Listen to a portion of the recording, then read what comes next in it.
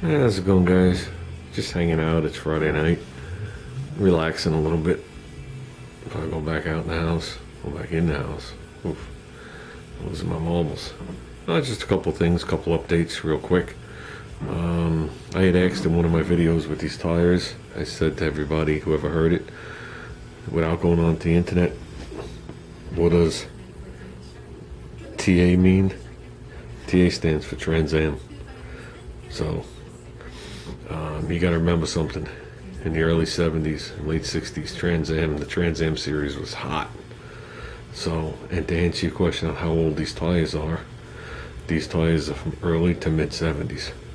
You can tell by the lettering, you can tell by the tread design, you can tell by the way they were made, the radial design. They're not steel belted radials. Okay, enough about that. Let's move up to this thing, as the head is laying on there. I had to move them, they were blocking something. So I figured just throw them on there real quick, right through the plastic bag. This is water pump. Okay, need that to put the front cover on. Cam update. Okay, spoke to Schneider 2 days ago, I think it was. Cam was supposed to be ground today. Today's Friday and shipped out on Monday, which is right on cue. They said roughly 10 days, 10 business days. So that's roughly around 10 business days since I ordered it. They do certain oddball grinds on certain days. I guess how the machine is set up, which I can understand. Like if they have a whole run of small block Chevy cams, they're not going to just change the machine over to shove a AMC cam, and I can understand that. That's called doing business. Very, very nice and easy to talk to. Not, oh, let me just guess out an answer. No, let me put you on hold and check with the people in the shop. And very nice to deal with. So if the cam works as good as the pleasure it is to deal with them, we're golden. But then again, I know it works that good. So we should be back on that thing hopefully next weekend, and we can figure out what push rods we need, and Junior could finally start tearing apart the Concorde. What else? Would like to thank Tom Noble for making the shirts. Tom, over the weekend I will be paying you. I'm taking 4 shirts, okay? I will be emailing you. I have a question for you before I send the money. First of all, I need to know the shipping, for the amount of shirts, and there's another question that I'm not going to say on the air. I would like to thank Tom for making these shirts. I would like to thank Tom for laying out the money to make these shirts, because if nobody bought them, he was going to be sitting on shirts for the rest of his life. He would have one of those shirts to wear for the rest of his life, and be out a lot of money. The only thing I was disappointed on throughout the whole entire process was obviously nothing with Tom. I was just disappointed that I didn't see some of the big guys. I'm not saying all of them. I'm saying I didn't see a lot of the big guys step up and say, listen, these shirts are being made by Tom. Shoot over to Tom's channel if you want a shirt. That kind of how do you word it? I don't know. That kind of gave me a very uneasy feeling, a strange feeling, not uneasy, a strange feeling, because, being as a group, and this is like your group flag, you would think that everybody would want to make sure everybody had the chance to have one, own one, wear one if they choose to advertise the club. And I would like to thank Hot Rod Paul. Anybody that follows Hot Rod Paul, he's also on Facebook. He has mentioned the Garage Gang multiple times, and he has posted a comment recently he was talking about me, I guess something I had posted, and how I'm a member of the Garage Gang, and how it's a cool club for men, and all the knowledge that's there and all the stuff he said. So I'd like to thank him for that. I thought that's pretty damn cool. If anybody doesn't know who he is, he's based in Australia. Pretty cool. Like I said, I can't keep up with everybody's videos. I try, especially now that I dabbled slightly in Facebook, and I mean slightly. You would have to actually physically quit your job and stay awake 20 hours a day to do a fraction, to keep up. You can't. You can't. So in my eyes, there is no reason for me to grow my channel any bigger than it is because I can't keep what I got. I'd rather just have the people I have, and obviously anybody more, but the people I have, and try my best to keep up with them, than push for the 100,000 subscriber mark so I can get a check in my pocket and not be able to keep up with anybody and just bullshit you and tell you I am. I'll tell you the truth, it's very hard for me, between working, you know, doing what I do around the house, keeping these cars running, having a family, and, you know, wanting to relax every once in a while, which doesn't even come enough anymore. Even going to the cruise nights, I'm getting there late, as later than I was last year. Just trying to catch up. We're getting there.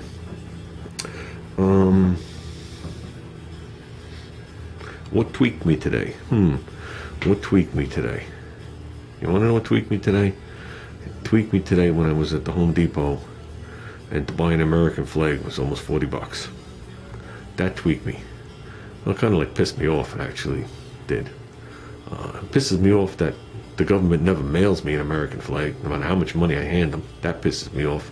But it pisses me off that an American flag is actually $40 at the Home Depot and other places. This isn't a rant against the Home Depot. Trust me, by no means are they off base, because if it's almost 40 at the Home Depot, that means it's almost 40 at Lowe's. So those two got to be sleeping with each other. What?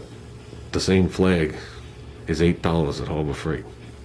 Stitched together, embroidered stars. I needed something to put over an access hole over my gas meter in my finished basement, because I had to make an access opening. They had to change the meter, and they wanted so it's accessible to get to the shut-off valve and the regulator.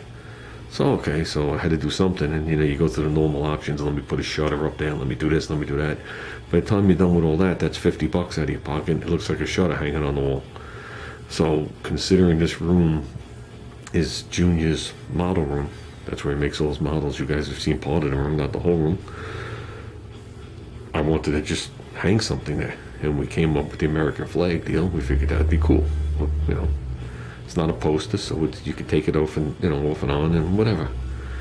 It just horrified me that there's a $32 difference between a flag at the Home Depot and Harbor Freight. It's actually pretty sickening, no matter how you word it. It's kind of like nauseating. It's nauseating for a lot of reasons. It's nauseating because I'm sure the flag at the Home Depot is made in China or somewhere. Okay, I'm sure Betsy Ross ain't spitting it out for the Home Depot. And it's nauseating the fact that we're importing American flags, and this is true for any company, but country, that we're importing American flags from China is nauseating, to say the least. So you say to yourself, well, if it nauseates me, why'd I buy it? Why'd I buy it? Because I look at it this way. I go to Harbor Freight, the flag is $8. I don't know how much Harbor Freight is making on that $8 flag. Even if they're making $4, it's 100% markup. They only made $4. The guy who made the flag in China made 10 cents. This thing was shipped here, whatever it was. I go to the Home Depot, they're going to mark it up 100% too, so they made $20. And then the same guy made 10 cents in China. So we have stuff made in China from American corporate greed. That's how it started. Okay, it's corporate greed. But then corporate will tell you, no, it's the unions that made the labor too high for us to compete. And we all know that's a load of horse shit. Okay, because as the unions gave you that slight little tiny little increase in your pay, the same people that were your bosses and regulated, their pay was doubling and tripling. And their companies were quadrupling and branching out, whatever it was. So no, I think the and this is talking as super layman as I can get, I think they've been ripping our heads off and pissing down our necks for years and lying to you. So I would rather give the $4 profit to the Harbor Freight than to give a $20 profit to the Home Depot,